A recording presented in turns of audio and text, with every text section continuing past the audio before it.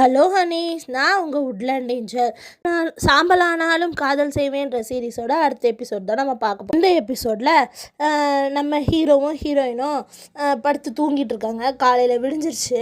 அந்த மருந்து செய்யறதுக்குன்னு எல்லாம் தூவி வச்சுருந்தாங்கள்ல, அந்த இடத்துல முழிச்சு பார்க்குறாங்க. சுச்சோ, என் மருந்தெல்லாம் போச்சு அப்படின்னு சொல்லிட்டு ஹீரோயின் எடுத்து அவசரமாக எல்லாத்தையும் எடுத்து பார்க்குறாங்க. நல்லா காஞ்சிருச்சு. ஒன்றோட ஒன்று தட்டுனா கல் ரெண்டும், இந்த ரெண்டு வேர்க்கடலை ரெண்டு அந்த தோலோடு இருக்கும்போது தட்டினா இந்த மாதிரி டொக்கு டொக்குன்னு சத்தம் கேட்குமோ அந்த மாதிரி கேட்குது.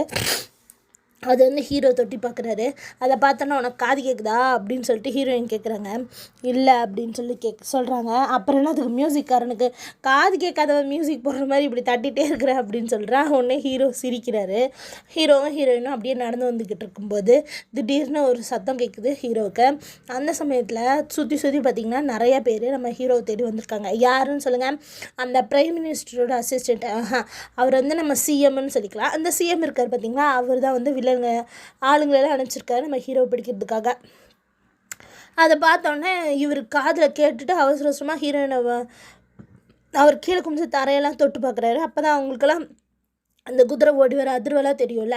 அதை பார்த்துட்டு சரி இதை ஹீரோயின்கிட்ட சொல்லலான்னு நினச்சி இவர் வேகமாக வர, அதுக்கு முன்னாடியே ஹீரோயின் கொஞ்சம் தூரம் நடந்து போயிருப்பாங்க. அவங்க பார்த்துட்டு ஹீரோவை காப்பாற்றணுன்றதுக்காக அவங்க ஓடி வரேன்னு வரும்போது வா போகலாம் அப்படின்னோடனே உடனே இவர் அந்த கூடையோடு ஓடும்போது இந்த கூடை வேண்டாம் அப்படின்னு பிடிங்க போட்டுட்டு ரெண்டு பேரும் ஓடுறாங்க. அப்போ ஓடும்போது இவங்க ஒரு சின்ன பள்ளத்தாக்கு இருக்குது. அந்த பள்ளத்தாக்கில் ஹீரோ பிடிச்சி இழுத்துட்டே உருண்டுட்டே போய் கீழே விழுந்துடுறாரு. ஹீரோயின் கீழே விழுந்திருக்காங்க.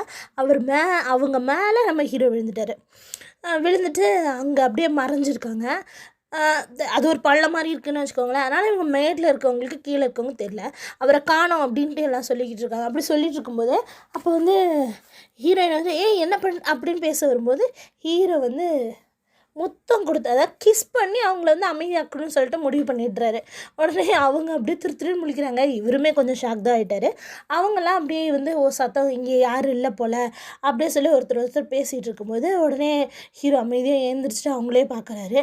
அப்போ கொஞ்ச நேரம் கழிச்சு சரி இப்படி ஏந்திரிக்கலான்னு ஹீரோ ஏந்திரிக்க போகிறாரு. கரெக்டாக இப்போ போனவங்க அந்த பக்கம் பாருங்கள் அப்படின்னு சொல்லிட்டு திரும்ப வந்துடுறாங்க. உடனே ஹீரோயினே அவங்க மேலே படுக்க வச்சுக்கிறாங்க. இதை பார்த்துட்டு அவருக்கே ஷாக் ஆகிடுது. ஹீரோயினுக்கு அப்படின்னு அந்த கர்ஸ் இருக்குல்ல, அதை நம்மளுக்கு ஒரு நல்ல ஃப்ளார் மாதிரியே காட்டுறாங்க. இது முடிஞ்ச உடனே ரெண்டு பேரும் எழுந்திரிச்சு நடந்து வராங்க. அவங்க போயிடுறாங்க. அவரை காணோம், அவரை பார்த்தோன்னா நம்ம எப்படியாவது எடுத்துகிட்டு போகணும், தேடுங்க அப்படின்னு சொல்கிறாங்க. அப்போ தான் அந்த ஹீரோ யோசிக்கிறாரு, நம்மளை கொல்றதுக்கு இது ஒரு விதமான ட்ரிக்காக யூஸ் பண்ணுறாங்க அப்படின்னு சொல்லிட்டு அவர் தெரிஞ்சுட்டு சரின்னு இவங்க கூட எழுந்திரிச்சு நடந்து போய்கிட்டு இருக்கும்போது இவர் மன்னிப்பு கேட்குறாரு. எதேச்சியாக நான் இந்த மாதிரி பண்ணிவிட்டேன், என்னை மன்னிச்சிரு அப்படின்னு சொல்லும்போது நீ என்னோடய துணி மேலே தானே கிஸ் பண்ணிங்க, அது ஒரு பெரிய விஷயம் இல்லை, பரவாயில்ல அப்படின்னு சொல்லிட்டு இப்படி போகிறாங்க. ஐயோ என்ன இதையெல்லாம் இப்படி படபடன்னு அடிச்சுக்குது, ஏன் எனக்கு இப்படியெல்லாம் வருது அப்படின்னு சொல்லிட்டு இவங்க மனசில் நினச்சிக்கிறாங்க. உடனே ஹீரோ இதை பார்த்து சிரிச்சிட்டே போகிறாங்க. அப்போ நம்மளோட ஸ்னேக் மூட்டில் காட்டுறாங்க. அவர் ஒரு லேக் மாதிரி இருக்குது. அந்த லேக்கோட இடத்துல நின்று ஏதோ ஒரு மேஜிக் மாதிரி பண்ணுறாங்க. பார்த்திங்கன்னா அங்கே ஒரு வே வருது. அது உள்ளே பார்த்திங்கன்னு வச்சுக்கோங்களேன், உள்ளே போனால் ஒரு நல்ல ஒரு சுரங்க பாதை மாதிரி போய்கிட்டே இருக்குது. அது உள்ள பார்த்திங்கன்னா கீழே நிறைய பேர் இருந்திருப்பாங்க போல். அந்த இடத்துல இப்போ அரண்மனையிலலாம் ஒரு இடம் இருக்குல்ல, அந்த மாதிரி இந்த லேக் சம்மந்தப்பட்ட இடமாட்டு அரண்மனையாட்டுருக்கு இந்த இடம். அதில் பார்த்திங்கன்னா ஒருத்தவங்க ரெட் கலர் ட்ரெஸ் போட்டு உட்காந்து அந்த சிங் அப்படின்னு சொல்கிறாங்க. இந்த இன்ஸ்ட்ருமெண்ட்டோட பேர் பழைய காலத்து இன்ஸ்ட்ருமெண்ட். அதை வாசிச்சுட்ருக்காங்க. அதை பார்த்தோன்னே அந்த ரெட் கலர் ட்ரெஸ்ஸை பார்த்தோன்னே எனக்கு ஒன்று தோணுது, அந்த ஹூடி போட்டுட்டு ஒருத்தங்க அந்த ரேட்டி மோட்டல்கிட்ட பேசியிருந்தாங்களே, அவங்க தான் இவங்கன்னு நினைக்கிறேன். அதே மாதிரி ஸ்னேக்கி மோட்டலும் இதை தான் சொல்கிறாங்க, மாஸ்டர் அப்படின்னு சொல்கிறாங்க. அப்படின்னா இவங்க ரெண்டு பேரும் சம்மந்தப்பட்டவங்க இவங்க தானே, அவங்க தானே இருக்குது. அவங்க சொல்கிறாங்க, நான் ரேட்டி மோட்டல் செத்தோன்னே நீ வருவேன்னு நினச்சேன், நீ வரவே இல்லை, நானாக கூப்பிட்றதுக்கு நீ வரவே இல்லைல்ல அப்படின்றாங்க. என்ன மன்னிச்சிருங்க அப்படின்னு சொல்கிறாங்க. அப்படின்னா இப்போ ஹீரோ மோட்டல் வேலை இருக்கிறாரு. யாரோ ஒருத்தவங்க அம்பு செஞ்சுருக்காங்களாம்மா. அந்த அம்பில் கொன்னா திரும்ப மேலோகத்துக்கு வரவே முடியாதாம்மா, நீ அந்த அம்பை வச்சு ஹீரோவை கொல்லணும் அப்படின்னா. அப்பா அம்மா செஞ்ச தப்புக்கு ஹீரோ என்ன பண்ணுவான், பிள்ளைங்களுக்கு ஒன்றும் தெரியாது இல்லைன்னா அவங்க எழுந்திரிச்சு வராங்க. இப்போ தான் அவங்கள நம்மளை காட்டுறாங்க. இதுக்கு முன்னாடி லிப்ஸ் தனியாக, கண்ணம் தனியாக, மூக்கு தனியான்னு காமிச்சிருப்பாங்க, கை தனியான்ட்டு. இப்போ தான் முழுசாக காட்டுறாங்க. அவங்க ரொம்ப கொஞ்சம் நல்லா தான் இருக்காங்க. அப்போ வந்துட்டு அவங்க வந்து திட்டுறாங்க, உனக்கெல்லாம் என்னோட இது தெரியாதா, நீ இப்படி பேசலாமா அப்படின்னு சொல்லி திட்டுறாங்க. உடனே வந்துட்டு மன்னிச்சிருங்க அப்படின்னு இவர் சொன்னோன்னே, தயவு செஞ்சு எனக்காக இதை மட்டும் செய்ய அப்படின்னு சொல்லிட்டு அவரை கெஞ்சனோன்னே, சரி நான் செய்கிறேன் அப்படின்னு சொல்லிட்டு இவர் போகிறாரு. லீ அப்படின்னு சொல்லிட்டு ஒருத்தவங்க கூப்பிட்றாங்க. உடனே இந்த ஸ்னேக் மட்டும் அம்மா அப்படின்னு கூப்பிட்றாங்க. தட் மீன்ஸ் அவங்க வந்து இவனையும் லீன்னு தான் கூப்பிட்ருப்பாங்க போல். ஆனால் இப்போ உள்ளேருந்து ஒரு பையன் வரான். அவன் வந்துட்டு அவங்கக்கிட்ட பேசிகிட்டு இருக்கான், அவங்களும் பேசுகிறாங்க. அப்படி கீழே உட்காந்து பேசிகிட்டு இருக்கும்போது, அவன் சின்ன பையனாக இருக்கா, கீழே உட்காந்து பேசிகிட்டு இருக்கும்போது அவங்க முகத்தில் இருக்க ஒரு தழும்பு காயம், நெருப்பு காயமாக இருக்குது. அதை பர்டிகுலராக காட்டுறாங்க. அப்படின்னா அதுக்கு ஒரு கதை இருக்கும் போல். சரின்னு சொல்லிட்டு அந்த ஸ்னேக் மோட்டல் வெளியே வராங்க. அப்படி வெளியே வரும்போது ஒளிஞ்சு நின்று பார்க்குற மாதிரி தெரியுது அவருக்கு. வெளியே வா அப்படின்னு சொன்னாங்க. பார்த்தா அந்த இது வருது. அது ஏதோ ஒரு ஃபிஷ்ஷோட டைப் தான் போல். ஆனால் இவங்க ரெட் கிராப்புன்னு நினச்சிட்ருக்காங்க.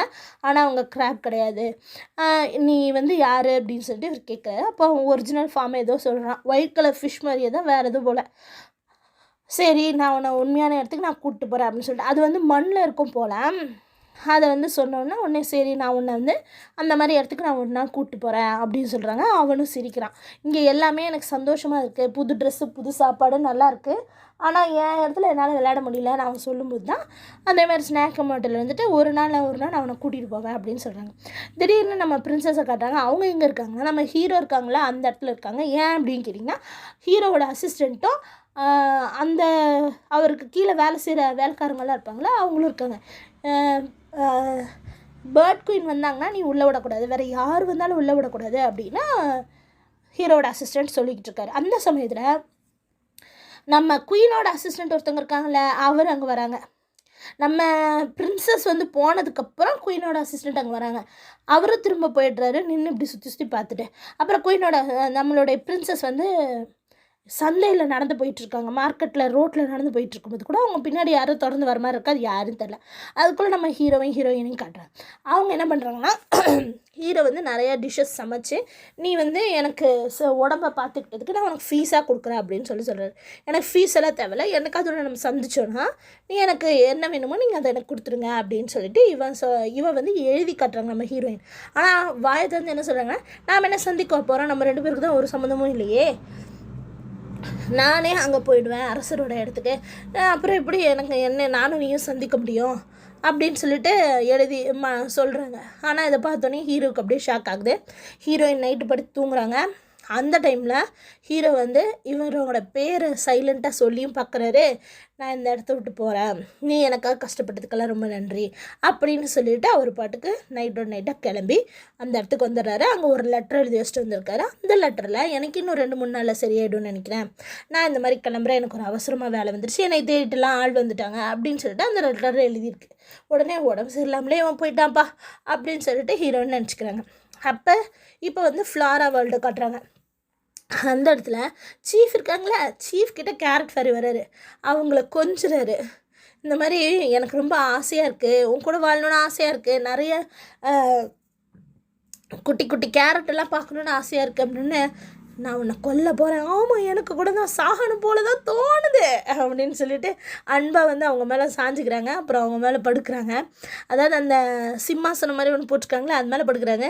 இந்த சீஃப் வந்து எழுந்திரிச்சிட்றாங்க. எழுந்திரிச்சோன்னு பார்த்தா அவர் வந்து கேரஃபேரி படுத்திருக்காருல, அவர் கலர் ரெட் கலர் கயிறு கட்டியிருக்கு. அப்புறம் பார்த்தா அந்த ஹீரோயினோட சீஃப் இருக்காங்களே, அவங்க காலில் பார்த்தா அவங்க காலையும் ரெட் கயிறு கட்டியிருக்கு. அதை பார்த்தோன்னா 3 இவங்க திட்டுறாங்க, எவ்வளோ தைரியம் தான் ஒரு பூவை கொண்டு போய் மண்ணுக்குள்ளே போட்டு பதப்பாவேன் அப்படின்னு சொல்லிட்டு, எல்லோரும் வாங்கங்க இவனை பிடிச்சிட்டு போங்க, போய் கேரட் அந்த ரேபிட் இருக்கிற இடத்துல கொண்டு போய் போடுங்க அப்படின்னு உடனே வேணான்னு கத்துறாரு. ஆனாலும் எல்லோரும் கொண்டு போய் உள்ளே விட்டாங்க. இவர் கத்திட்டு இருக்கிறத பார்த்துட்டு நம்ம சீஃபு அவங்களோட ஃப்ரெண்ட்ஸ் எல்லாம் நின்று சிரிக்கிறாங்க. உடனே அவங்களும் சிரிச்சுட்டு தரங்கன்னு கத்த இவங்க போயிடுறாங்க. அவரும் 3 லடு வராரு. வந்து அதை திறந்து விட்டோன்னா 3 லடை வந்து திட்டுறாரு. உனக்கெல்லாம் அறிவே இல்லையாடா, யார் கூட நான் போய் நீ சேர்த்தோட பார்க்குறேன் அப்படின்னு. ஜிம்மினும் ஹீரோவும் ஹீரோயினும் இல்லாதனால எனக்கு ரொம்ப போர் அடிக்குது, அதனால தான் நான் இப்படி செஞ்சேன், ஏன்னா ஃப்ளோரோ இமோட்டலை பிடிச்சி கொடுக்குறதுக்கு வேறு ஆளே கிடைக்கலையாடா, இந்த சீஃபை பிடிச்சி கொடுக்குறதுக்கு வேறு ஆளே கிடைக்கலையா, இந்த ஃப்ளோரோ வேர்ல்டுலேயே வச்சு நீ ஒருத்தன் தான் ஆம்பளை அப்படின்னு சொல்லிட்டு இவருன்னு சொல்லிட்டு சிரிச்சிட்டு இருக்காங்க. அதுக்கப்புறம் அந்த ரெட் கயிறையும் அவர்கிட்டே கொடுத்துட்றாங்க. அப்போ நம்ம ஃப்ளாரா சீஃபையும் நம்மளோட சீஃபோட அசிஸ்டன்ட்டையும் காட்டுறாங்க. அவங்க 2 பேரும் என்ன பேசிக்கிறாங்கன்னா, ஹீரோயின் ரொம்ப கஷ்டப்படுவாங்க அப்படின்றத பற்றி பேசிகிட்டு இருக்காங்க.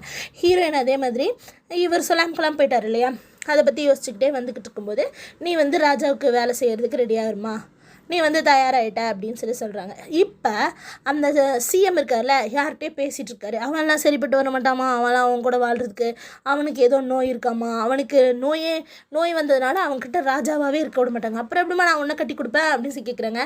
அது யாருன்னு பார்த்தீங்கன்னா பேர்ட் கோயின் தான் சிஎம்மோட பொண்ணு போல். அவர் கொல்லணும்னு நினைக்கிறாரு, இவங்க சேரணும்னு நினைக்கிறாங்க. இதுதான். அப்போ அவரோட அசிஸ்டண்ட் சொல்கிறாங்க, ராஜா வந்துட்டார், ஆனால் உடம்பு முடியாமல் தான் இருக்குது அப்படின்னு சொல்லிட்டு இருக்கும்போது நம்ம பிரின்சஸை கட்டுறாங்க. நம்ம பிரின்சஸ் ஒரு இடத்துல மாட்டிக்கிறாங்க. அதான் ஃபாரஸ்ட்டுக்கு வந்துட்டாங்க, அந்த இடத்துல மாட்டிக்கிறாங்க. ஒரு 7-8 பேர் சுழந்துடுறாங்க. எல்லாமே கோஸ்ட் வேர்ல்டு சேர்ந்தவங்க.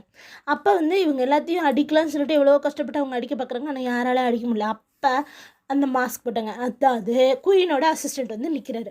அவங்கள காப்பாற்றுறதுக்கு ஃபைட் பண்ணும்போது இவங்க வேணும்னே ஒரு கத்தியில் சண்டை போடுறவங்க இப்படி கத்தியை மேலே தான் வச்சுருப்பான், இவன் வேணுமே அதை தடுத்துருப்பாங்க, அவங்க அந்த இடத்துல குத்திக்கிறாங்க ஷோல்டர்கிட்டயே. அப்போ அதை பார்த்தோன்னே குயினோட அசிஸ்டண்ட்டு தூக்கிட்டு மறைஞ்சு போய்ட்டுறாரு, எல்லாத்தையும் அடித்து துரத்திடுறாரு.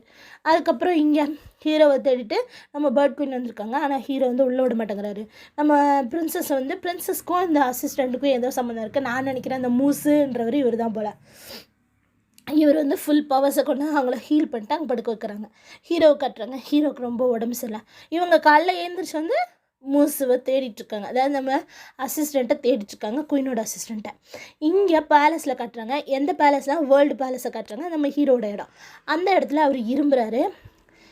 பேர்ட் குயினோட அதாவது சிஎம் பார்க்குறாரு. சிஎம் எல்லாம் சொல்கிறாங்க, உங்களால் உடம்பு முடியல, நீங்கள் ஏதாவது பண்ணிக்கோங்க, கல்யாணம் பண்ணுங்கள், பிள்ளை பெற்றுருங்க அப்படின்ற மாதிரி சொல்லிக்கிட்டு இருக்கிறதோட இந்த எபிசோடு முடியுது. அடுத்தடுத்த எபிசோடு பார்க்குறதுக்கு என் சேனல் சப்ஸ்கிரைப் பண்ணுங்கள். தேங்க்யூ.